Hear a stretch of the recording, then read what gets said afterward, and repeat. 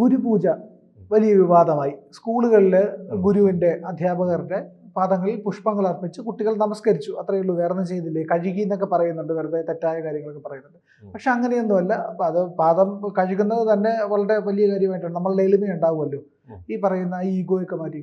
ശരിക്കും ഗുരുപൂജയുടെ പ്രാധാന്യം എന്താണ്? ഗുരുപൂജ നടത്തി എന്ന് പറഞ്ഞ് ഇത്രയ്ക്ക് കോലാഹലം ഉണ്ടാക്കേണ്ട കാര്യമുണ്ടോ? സനാതനധർമ്മത്തിന്റെ ഭാഗമല്ലേ ഇതൊക്കെ?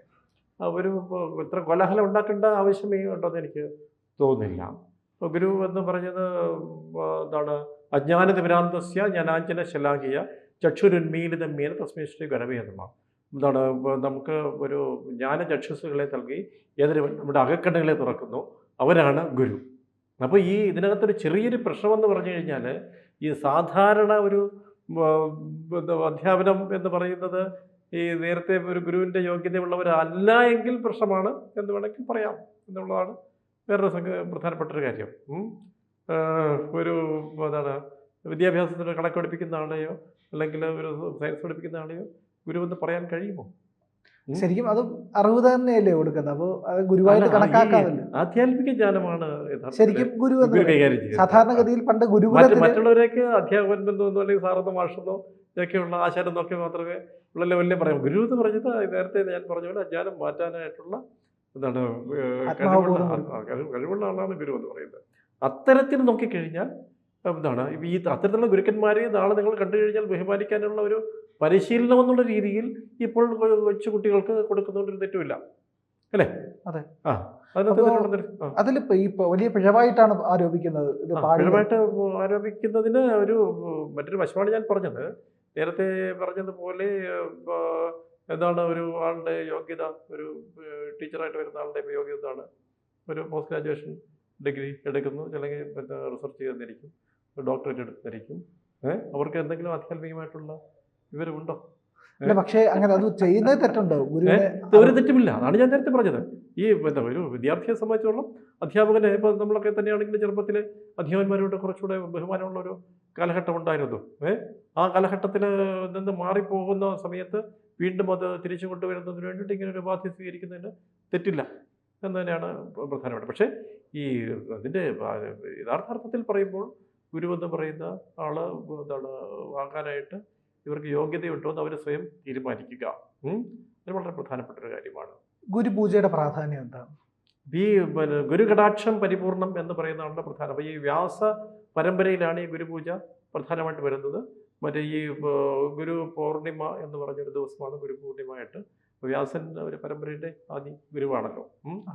അപ്പോൾ ജ്ഞാനവും എന്താണ് ഈ ഭക്തിയും ഒക്കെ വ്യാസൻ്റെ 18 പുരാണങ്ങളിലൂടെയാണ് ദേവതകൾ പോലും സൃഷ്ടിക്കപ്പെടുന്നത് സത്യത്തിൽ. അപ്പോൾ ഗുരുവിന് അത്രത്തോളം പ്രാധാന്യമാണ്. ദേവതകൾക്ക് മേലുള്ള ആളാണ് ഗുരു എന്ന് പറയുന്നത്.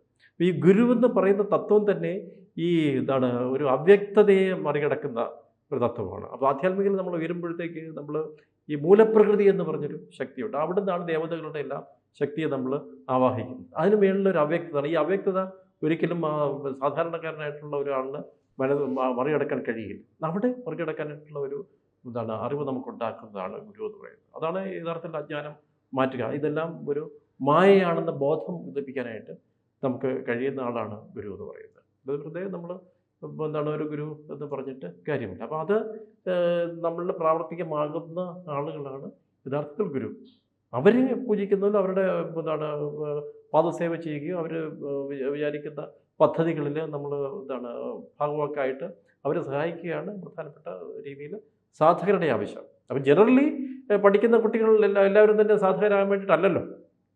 അവർ എന്താണ് ഒരു ജീവസന്ധാരണത്തിന് വേണ്ടി ഒരു ജോലി കണ്ടെത്താൻ വേണ്ടിയിട്ടുള്ള പഠനമാണല്ലോ നമ്മുടെ ഇവിടുത്തെ ഇപ്പോൾ സിസ്റ്റത്തിൽ കൊടുത്തിരിക്കുന്ന പഠനം എന്ന് പറഞ്ഞു കഴിഞ്ഞാൽ.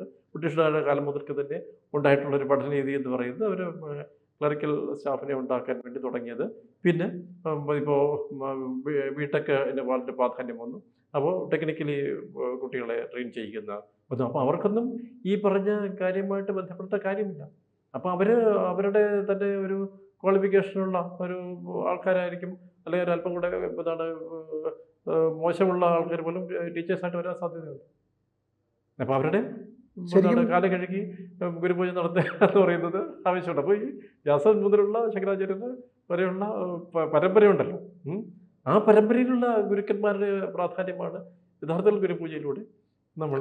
ഒരാൾക്ക് ഗുരുവിനെ എങ്ങനെയാണ് ലഭിക്കുക? ഗുരുവിനെ ലഭിക്കണമെന്നുണ്ടെങ്കിൽ അയാൾ ഒരു അന്വേഷകനായിട്ട് തീരണമെന്നുള്ളതാണ് ഏറ്റവും പ്രധാനപ്പെട്ട ഒരു സംഗതി. അന്വേഷണം എന്ന് പറഞ്ഞാൽ നമ്മൾ ഇപ്പോൾ അനുഷ്ഠിച്ചുകൊണ്ടിരിക്കുന്ന അല്ലെങ്കിൽ ചെയ്തുകൊണ്ടിരിക്കുന്ന കാര്യത്തിൽ അതിർത്തി ഉണ്ടാവുകയും ഞാൻ ഒരു മുമുക്ഷുത്വം എന്ന് പറയുന്ന ഒരു കാര്യം നമ്മളിലുണ്ടാകും. മോക്ഷകാംക്ഷ. ഈ മോക്ഷകാംക്ഷ മുമുക്ഷുത്വം ഉണ്ടാകുമ്പോഴാണ് മഹാപുരുഷന്മാരെ സന്ധിക്കാനുള്ള അവസരം തന്നെ ഉണ്ടാകുന്നത്. അപ്പോൾ മോക്ഷകാംക്ഷയ്ക്ക് വേണ്ടിയിട്ട് നമ്മൾ ഗുരുവിനെ അന്വേഷിക്കും. അപ്പോൾ രണ്ട് തരത്തിലുള്ള അന്വേഷണമാണ് ഒരു വ്യക്തിയെ സംബന്ധിച്ചുള്ളത്. ഒന്ന് എന്ന് പറഞ്ഞാൽ ഭൗതിക അന്വേഷണം എന്ന് പറഞ്ഞു കഴിഞ്ഞാൽ ഒരു ഇണയെ അന്വേഷിക്കുകയും ഇണയിൽ തങ്ങളുടെ കുട്ടികളെ ഉൽപ്പാദിപ്പിക്കുകയും അവരെ വളർത്തുന്നതിന് വേണ്ടിയിട്ടുള്ള ധനം സമ്പാദിക്കുകയും അവരെ പരിപാലിക്കുകയും ചെയ്യുന്ന ഒരു ഭൗതിക ജീവിതം. ആത്മീയ ജീവിതത്തിൻ്റെ അന്വേഷണം എന്ന് പറയുന്നത് ഗുരുവിനെ അന്വേഷിക്കുകയാണ്. അപ്പോൾ ഗുരുവിനെ അന്വേഷിക്കാനായിട്ട് പലതരത്തിലുള്ള കാരണ ഗുരുക്കന്മാരിലൂടെ ആയിരിക്കും നമ്മൾ ആദ്യം പോകുന്നത്. അവസാനം നമ്മൾ എത്തിച്ചേരേണ്ട ഒരു കാര്യഗുരുവിൽ എത്തുമ്പോൾ ഇനി അന്വേഷണം നമ്മുടെ അവസാനിക്കും.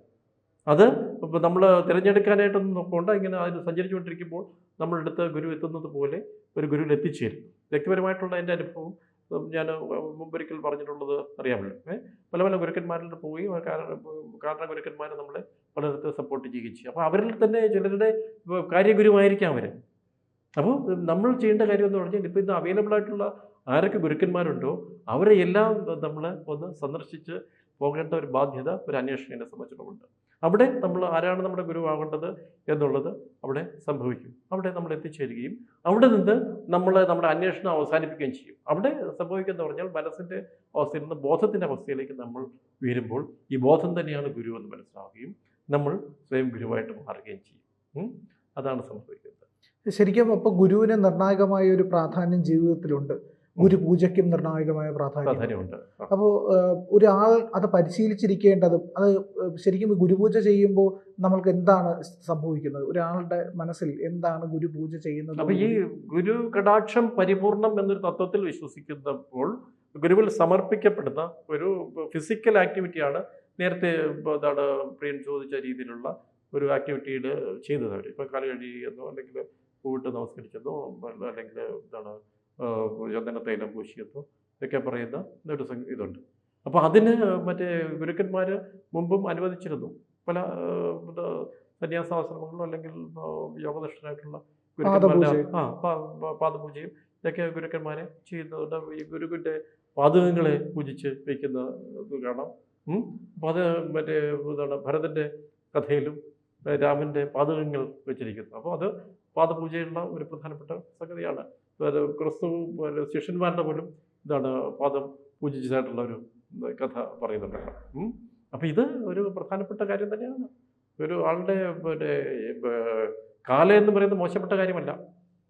ആ നമ്മുടെ കാലുകളിൽ നമസ്കരിക്കുന്ന സമയത്ത് ഒരു ഗുരു പരമ്പരയാണ് നമ്മൾ നമസ്കരിക്കുന്നത്. ഒരു ഗുരുവിൻ്റെ പാദങ്ങളിൽ നമ്മൾ നമസ്കരിക്കുമ്പോൾ ഒരു ഗുരു പരമ്പരയെ തന്നെയാണ് നമസ്കരിക്കുന്നത് എന്നുള്ളൊരു ജ്ഞാനത്തോടു കൂടി ചെയ്തു കഴിഞ്ഞാൽ അതിനകത്ത് യാതൊരു ബുദ്ധിമുട്ടും ഉണ്ടാവേണ്ടതില്ല.